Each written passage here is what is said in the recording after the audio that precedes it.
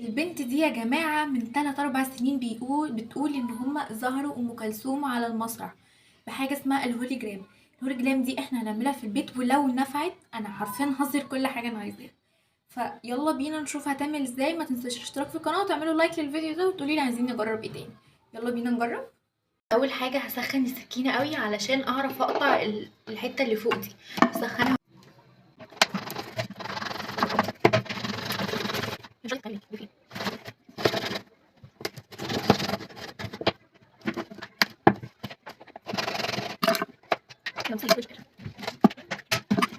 بصوا انا عملتها وقصيت البوز اللي هو بتاع الازازه اللي فوق ده، ودلوقتي هقصها من النص كده علشان احنا عايزين الجزء اللي فوق بس.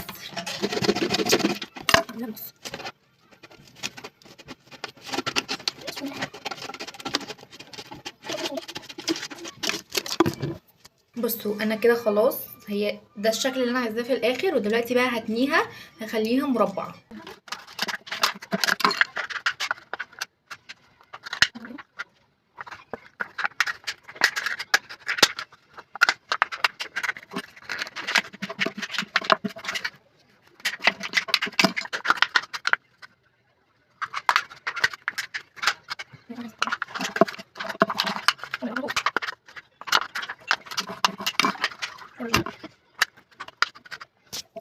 هنفتح التليفون وهنكتب على اليوتيوب حاجه اسمها الهوليجرام. ماشي، بصوا اهي هيظهر لكم فيديوهات من دي كتير. فيلا بينا نجرب. هطفي الانوار، اطفوا الانوار كلها وجربوا.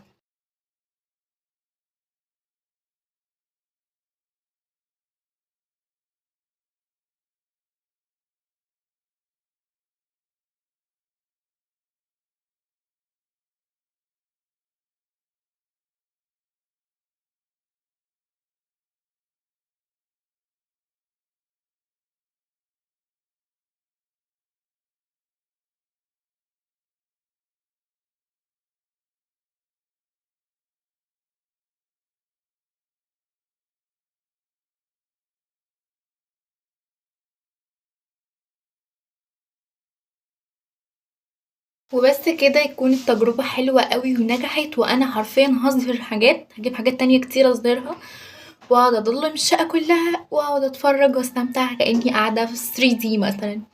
وبس كده، وقوليلي عايزين نجرب ايه تاني، ومتنسوش الاشتراك في القناة وتفعلوا الجرس وتعملوا لايك للفيديو. باي.